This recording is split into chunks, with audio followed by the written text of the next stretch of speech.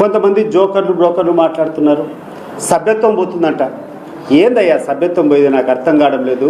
ఒక వెంట్రుకతో సమానంగా సోనియా గాంధీతో ఆ రోజు ఒక మాటకు వచ్చేసిన తర్వాత తృణప్రాయంగా ఇట్లా ఎంపీకి ఎమ్మెల్యేకి ఇట్లా రాజీనామా చేసి పులివెందుల అసెంబ్లీకి 1,00,000 ఓట్ల పైన మెజార్టీతో గెలిచినటువంటి పార్టీ అయ్యా వైఎస్ఆర్సీపీ కాంగ్రెస్ పార్టీ. అధికారంలో లేకుండా ఈ దేశంలోనే అత్యధిక ఆధిపత్యం చెలాయిస్తున్నటువంటి సోనియా గాంధీ మీద ఛాలెంజ్ చేసి కడప పార్లమెంట్లో పోటీ చేస్తే 5 లక్షల మెజార్టీతో గెలిచినటువంటి చరిత్ర అయ్యా జగన్మోహన్ రెడ్డిది. ఆయన ముందరేది మీరు ఫ్రూట్ పోతున్నారు? ఆయన ముందరా మీరు మాట్లాడేది? గుర్తుపెట్టుకోండి, ఎవరితో మాట్లాడుతున్నారు, ఏం చేస్తున్నారు అనేది గుర్తుపెట్టుకోండి.